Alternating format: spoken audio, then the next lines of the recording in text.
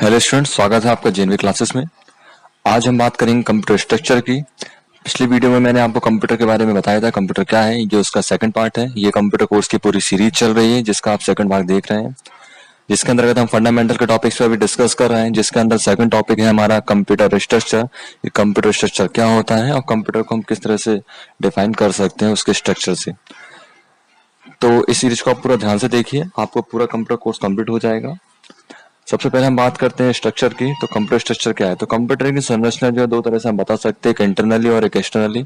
अभी हम जो बात कर रहे हैं हम ब्लॉक डायग्राम में कर रहे हैं कंप्यूटर को, जो हर एक कंप्यूटर के लिए फिट होता है। जैसे अगर हम कहें एक कंप्यूटर में मॉनिटर होता है, कीबोर्ड होता है, माउस होता है, सीपीयू होता है, उससे कंप्यूटर बोलेंगे तो ऐसा कहना सही नहीं होगा।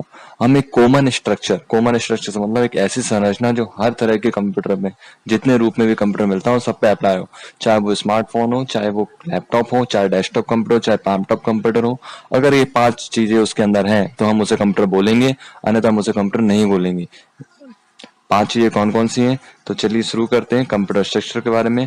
5 चीजों के नाम मैं आपको बताता हूँ। देखिए, सबसे पहले आता है इसमें प्रोग्राम। प्रोग्राम क्या है? जो इन सब चीजों को आप बताता है कि किस तरह से उनको काम करना है। दूसरे नंबर पे आता है प्रोसेसर। प्रोसेसर ऐसा कंप्यूटर का दिमाग बोल सकते हैं जो कंप्यूटर के बारे में कंट्रोल करता है। तीसरा होता है इसका मेमोरी, जिसमें डेटा को स्टोर किया जाता है, कंप्यूटर की मेमोरी कहलाती है। फोर्थ होता है इनपुट, जिनकी मदद से हम कंप्यूटर को निर्देश दे सकते हैं, इनपुट कहलाते हैं। इनपुट के बाद प्रोसेस होता है और उसके बाद आता है आउटपुट।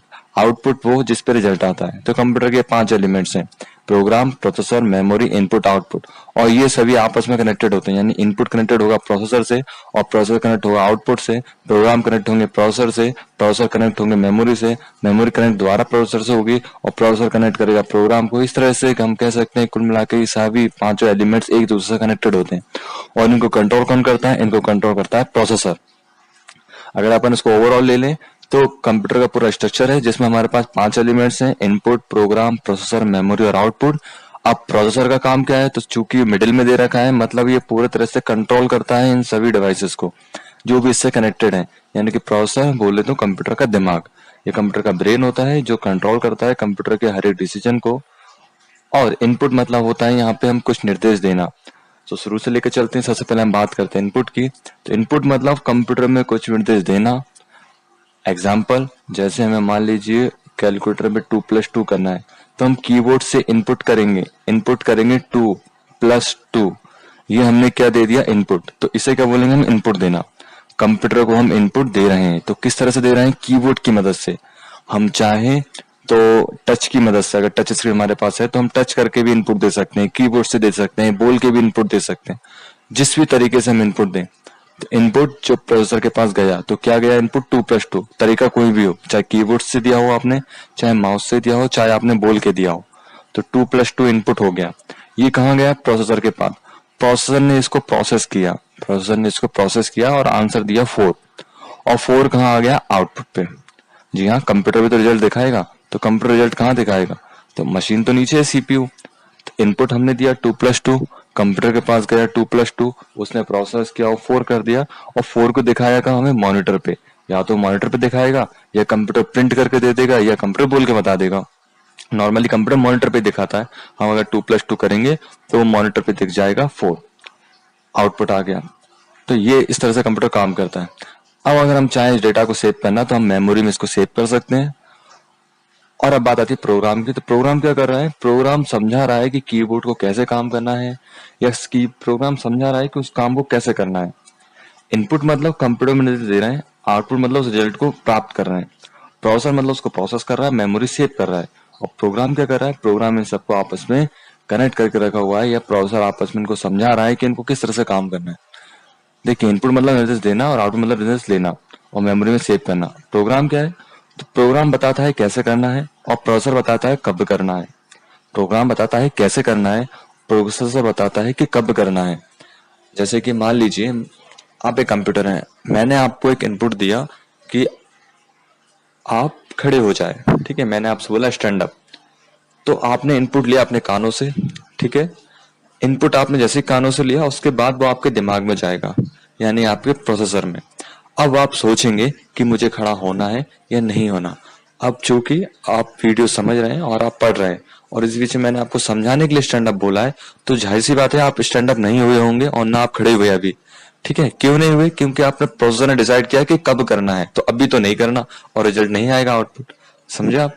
अब मान लीजिए आप ऐसी जगह पे खड़े हैं जहां आपसे बोला है खड़े होना, आपको खड़े होना है, तो मैंने आपको बोला इनपुट दिया, मैंने आपको स्टैंड अप, आपने प्रोसेस किया, आपने देखा कि क्लास है, सर ने बोला है स्टैंड अप, तो आपका रिजल्ट आएगा आउटपुट में, आप खड़े हो जाएंगे।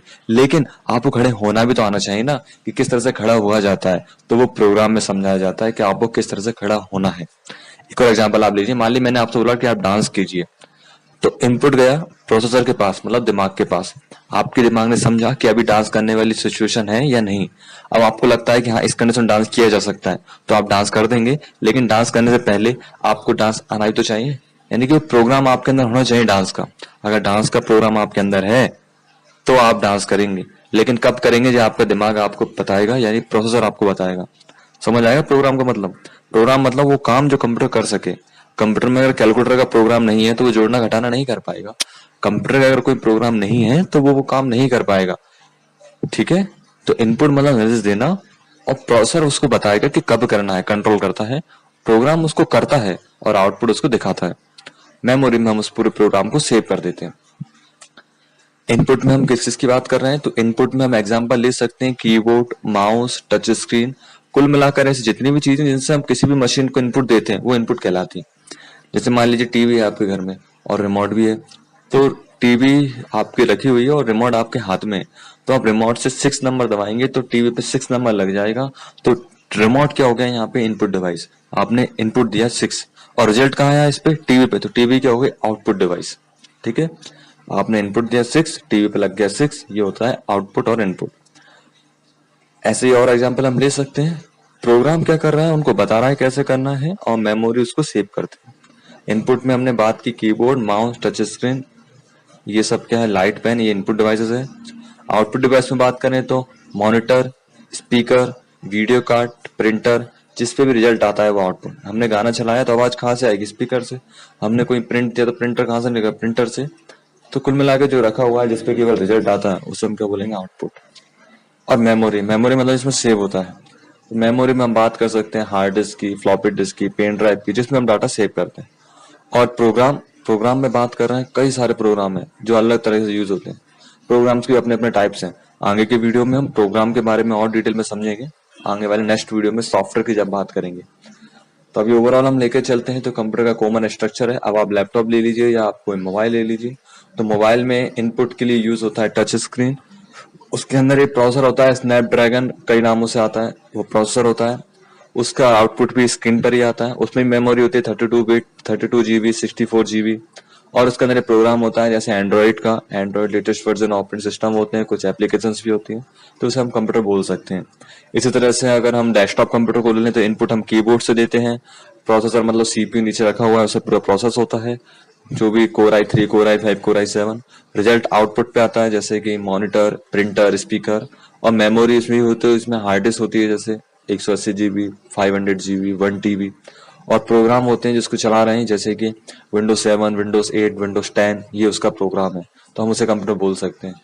नोटबुक ले लें आप, कोई सा भी आप ऐसे डिवाइस ले लें जिसमें 5 चीजें, आप उसे कंप्यूटर बोलेंगे, तो ये कंप्यूटर का कॉमन स्ट्रक्चर है।